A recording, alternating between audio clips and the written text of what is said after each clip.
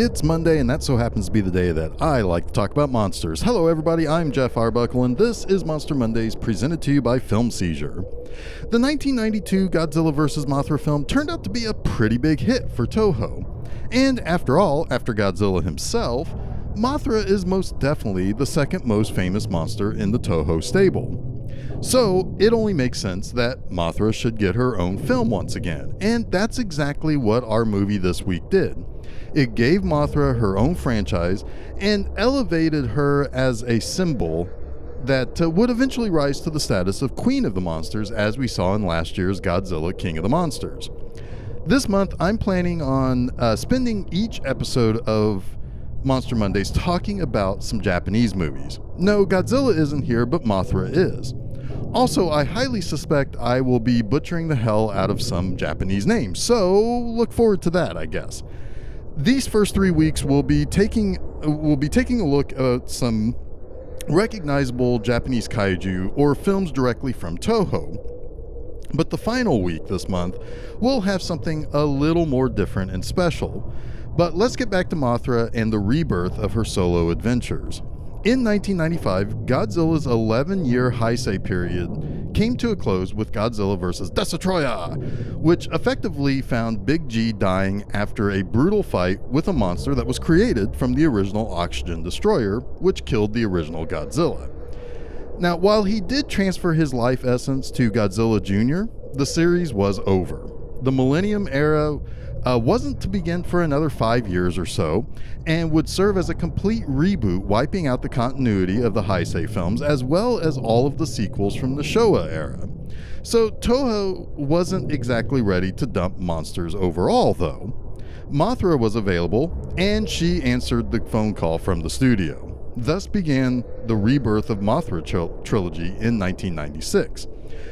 Now, this new Mothra trilogy would be heavily geared toward family and children entertainment. It mostly focused, like some of the Showa films of the 60s and 70s, on heavy-handed environmental concepts as well as fantasy elements. While exactly how kiddie this series will go doesn't really show up until the second film, this first film is simply designed to be fairly black and white in how it deals with heroes and villains.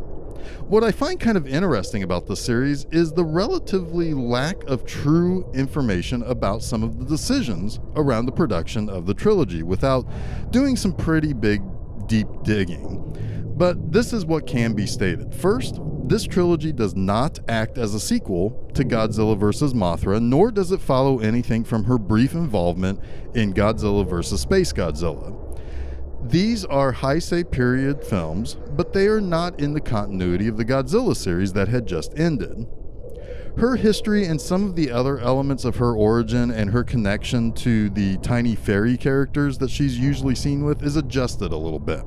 And I feel like this is to allow Mothra to have her own spotlight and not have a lot of people showing up to the movie expecting Godzilla to suddenly appear. I'm perfectly fine with that. The 1961 Mothra film happened when Godzilla was on a bit of a hiatus, and it didn't leave people thinking Godzilla was going to show up and fight the creature or whatever. Again, I'm perfectly fine with this. Mothra has plenty of marquee appeal herself. The director of the movie, Okihiro Yaneda, only directed 3 movies. This film, the third Rebirth of Mothra movie, and a TV series that I don't know how to pronounce. Yoneda did work as an assistant director on Godzilla vs. King Ghidorah, so he was connected with Toho and the Godzilla series, at least through that film.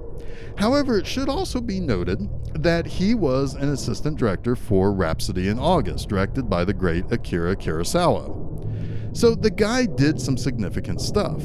As for the rest of the people involved, it was mostly a new writer, a new producer, and a bunch of behind-the-scenes effects guys who had worked on the Toho Godzilla films. So it's probably best to say that this was a relatively fresh new take on the Toho monsters. Tomoyuki Tanaka, the longtime Godzilla producer and co-creator of Big G himself, as well as Mothra, is listed as a producer as well on this. And this would be his final credit and the final film he had any supervision on before his death in 1997 at the age of 86. Now, as for the movie, right out of the gate, we see what this movie really wants to focus on. Before anything can even begin, we're seeing Mothra with bits of magical light surrounding her when she's flapping her wings. The look of Mothra looks more like a fluffy stuffed animal too, so she's kind of cute and cuddly. Either way, before the titles, we have our main protagonist and the fantasy element of the magical bits of light. And as the credits continue, we see a logging company slicing through a gorgeous forest in Japan and planning to basically tear down everything from the fully grown trees even to the saplings. So this is just to make sure you understand that this logging company is bad news and kind of greedy. But they uncover something that has what appears to be a seal on it. Now, I will say that aside from removing the seal, there's little push on the environmental side of things aside from what the primary villain monster does to the Earth as it sucks the life force from the planet to get stronger and stronger, and that's used as an allegory for how humans treat the planet, but they really don't hit you over the head with that until the very, very end. Either way, the moral is still there. Now, as the foreman chips off that seal, two of the tiny girls that we always see with Mothra, and they're called Elias in this movie, Elias, the Elias, they seem to be scared and worried by something going on. A third, a little bit more darker, if I do say so myself, a little sexier, evil Elias gets a little excited about what's going on. So the good Elias go to see Mothra, and she gives them a tiny version of herself called Fairy to fly out of their temple to see what's going on in the outside world and what caused such hubbub. Meanwhile, the guy who took the seal from the logging site, he struggles at home with a wife that doesn't care much for his always working and his two very precocious children. Now, the little boy, Taiki, is a bit of a monster who kind of tortures his little sister Wakaba. However, that eventually shifts a little bit because she gets her revenge on her brother when the evil Elias named Belvira, that's such a great villainous name by the way, Belvira, she takes control of the sister's mind and starts throwing the brother around the house with telekinetic powers. Now, the twin good Elias, Laura and Mal, realize that Belvira is up to no good and she has some desire to see the three-headed dragon Desghidorah get released from his tomb to wreak havoc on the world. Now, it's about here that you realize this movie is fascinatingly weird. Belvira is flying around on a tiny dragon, which turns out to be robotic, as we find out later. She mind controls a little girl, which causes the little girl just to sit around the house all day, eat junk food, skip out on school, and Belvira ties up the kid's mom and ends up drinking full cans of beer. Meanwhile, Laura and Mal are flying around on a tiny Mothra and helps the little boy, and the tiny Mothra and the tiny dragon have like these little Star Wars like dogfights between the good sisters and Belvira. And we're watching, so let's break that down here real quick. We're watching a tiny lady on a tiny dragon dodging magical lasers from two other tiny girls riding a tiny moth. I really kind of love this movie. Now, after a long battle between Belvira and Mal and Laura, Belvira escapes and goes to Hokkaido, where she plans to release Desghidorah from its prison.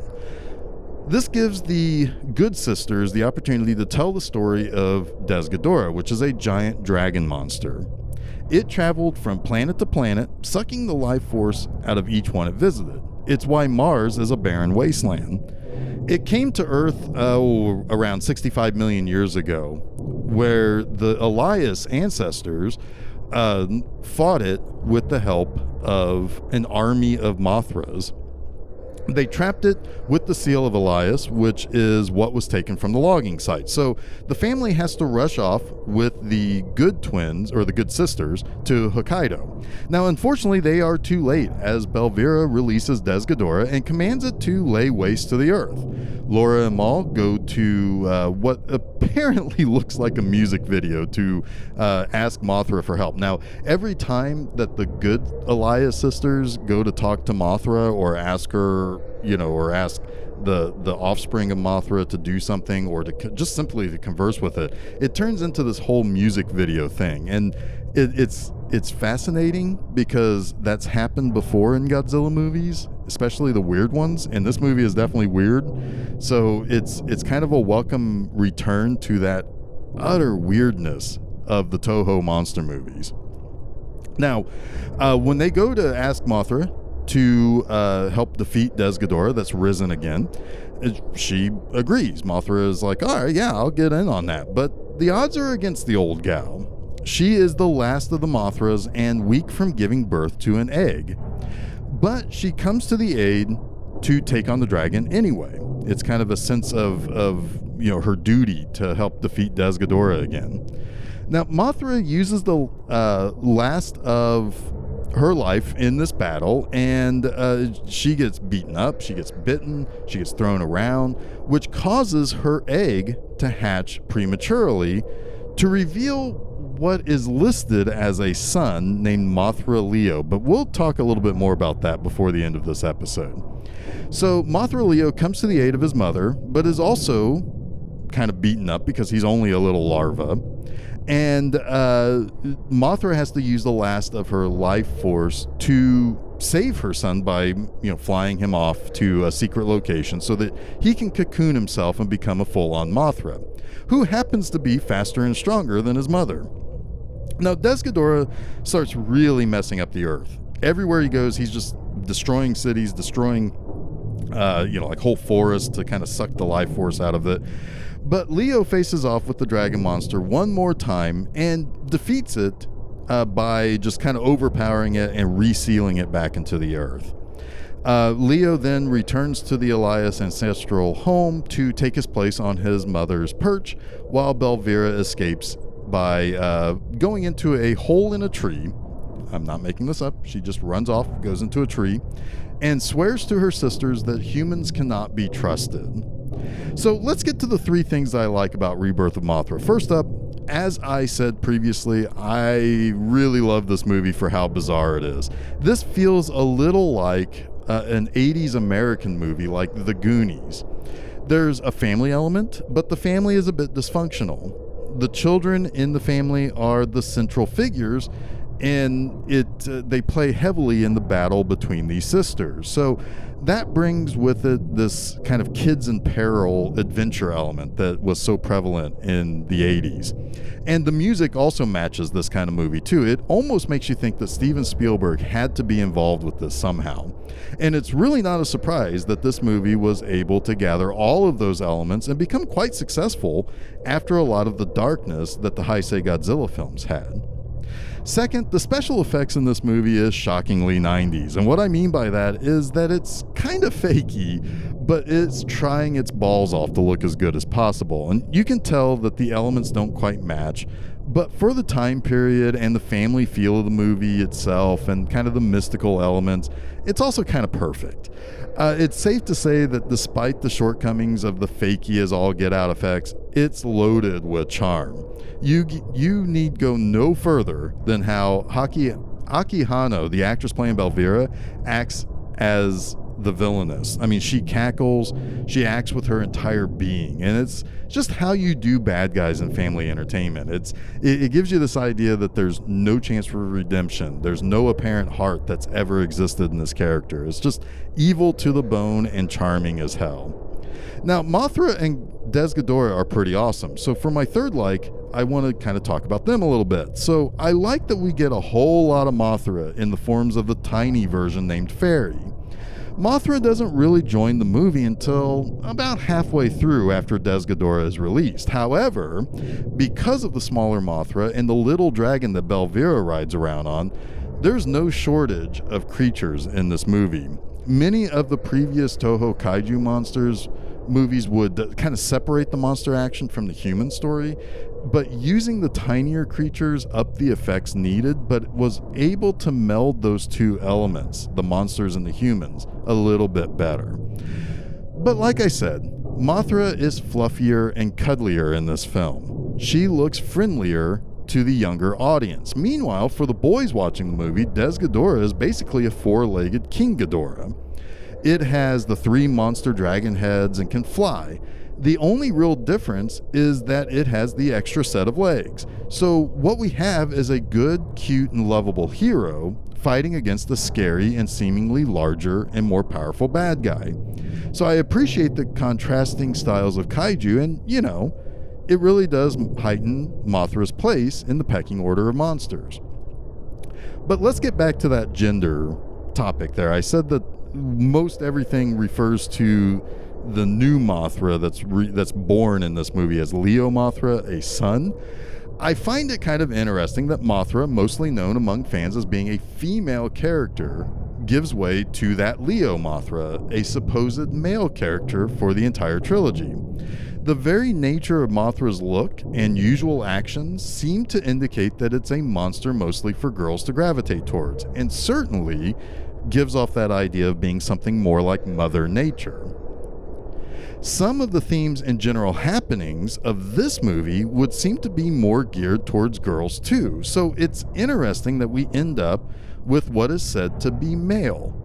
But, with that said, at the very end of this movie, the Elias sisters say that this Mothra received her powers from the Earth when she emerged from her cocoon. So, who knows? I mean, most everything says Leo Mothra is male, but the English translation of this film refers to him as a she. So, I'm not really sure what's going on there. Maybe Leo is gender fluid. If so, congrats for being mighty progressive all the way back in the mid-90s. So that wraps up this week's Monster Mondays. Don't forget to check out new episodes of Film Seizure every Wednesday and a new installment of Monster Mondays each Monday on filmseizure.com.